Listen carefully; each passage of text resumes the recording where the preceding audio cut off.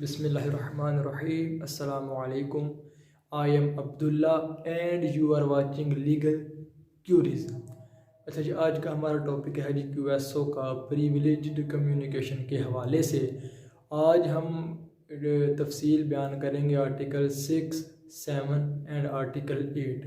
अगर हम आर्टिकल 6 देखें तो आर्टिकल 6 कहता है जी, no person shall be permitted to give any evidence derived from unpublished official record relating to the state affair कि किसी भी शख्स को इजाज़त नहीं दी जाएगी कि वो ऐसा डॉक्यूमेंट, ऐसा एविडेंस बिफोर द कोर्ट पेश करे जो दो चीज़ों से मुतल्लिक हो। नंबर 1, वो स्टेट अफेयर के रिलेटेड हो, और नंबर 2, वो स्टेट अफेयर के रिलेटेड होने के साथ साथ वो अनपब्लिश्ड ऑफिशियल रिकॉर्ड भी हो। अब हम देखेंगे कि पब्लिश्ड और अनपब्लिश्ड से क्या मुराद है। पब्लिश्ड से मुराद अवेलेबल फॉर जनरल पब्लिक, के जो आम लोगों के लिए भी दस्तयाब हो। इसकी सबसे बेस्ट एग्जांपल ये है कि नोटिफिकेशन ऑफ फेडरल और प्रोविंशियल गजट। अब हम देखेंगे कि अनपब्लिश्ड से क्या मुराद है। Unpublished means certain documents that are not only published but यहाँ पे लिखना था कंटेंट्स, हमें लिख दिया है कंसेंट्स। तो अभी हम यहाँ से ठीक कर लेते हैं, यहाँ पर आना था कंटेंट्स। अच्छा जी, unpublished means certain documents that are not only published but its contents are also not disclosed. कि अनपब्लिश्ड से मुराद सिर्फ यही नहीं कि उसे डॉक्यूमेंट्स की फॉर्म में शाया नहीं किया गया, बल्कि अनपब्लिश्ड से मुराद ये है कि उसके जो कंटेंट्स हैं उनको डिस्क्लोज ना किया जाए।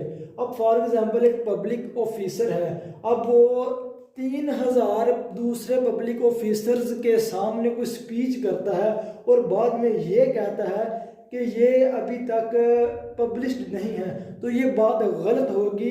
दरअसल उसने उसके जो कंटेंट्स हैं उनको डिस्क्लोज कर दिया है।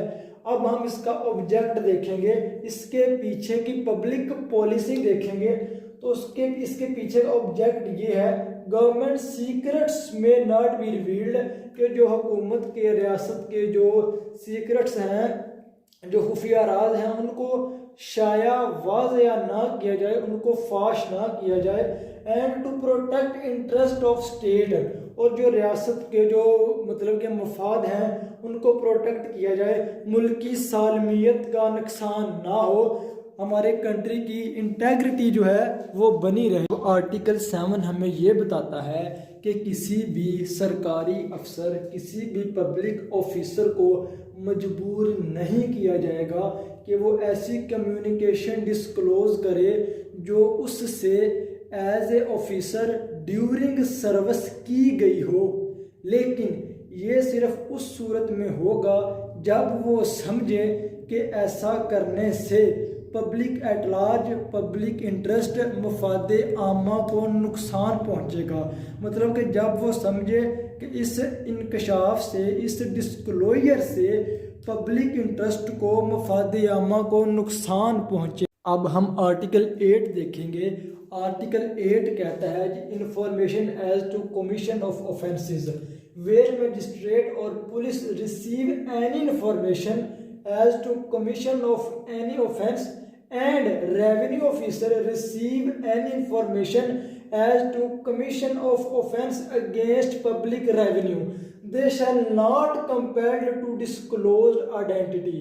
आर्टिकल ये बताता है कि अगर कोई शख्स किसी पुलिस ऑफिसर या मैजिस्ट्रेट को इस बात की इत्तला देता है कि सर फलां जगह पर कोई ऑफेंस कमिट होने वाला है या फलां जगह पर ऑफेंस कमिट हो चुका है, लेकिन उसकी खबर किसी को भी नहीं और ना ही किसी ने लॉ एंड इन्फोर्समेंट एजेंसीज को खबर दी है, तो इस सूरत में मजिस्ट्रेट और पुलिस ऑफिसर को मजबूर नहीं किया जा सकता कि वो इन्फॉर्मेंट का, मुखबर का, इत्तला दहिंदा का नाम या उसके बारे में किसी किस्म की भी डिटेल किसी को बताएं। तो सेम इसी तरह उन्होंने बताया है कि एक रेवेन्यू ऑफिसर को भी मजबूर नहीं किया जा सकता कि वो ऐसे शख्स का नाम बताए जिसने उसको किसी भी रेवेन्यू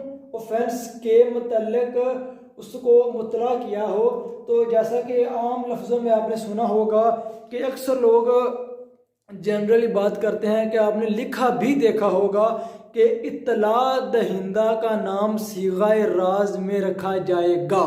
तो वो यही आर्टिकल हमें प्रिविलेज देता है।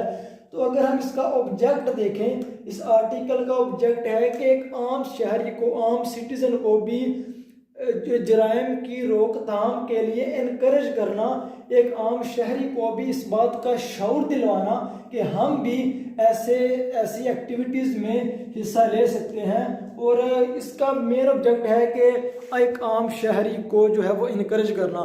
तो ये था हमारा आज का टॉपिक, आर्टिकल 6, 7 एंड 8। इंशाल्लाह आपसे मुलाकात होगी नेक्स्ट लेक्चर में। अल्लाह हाफिज़।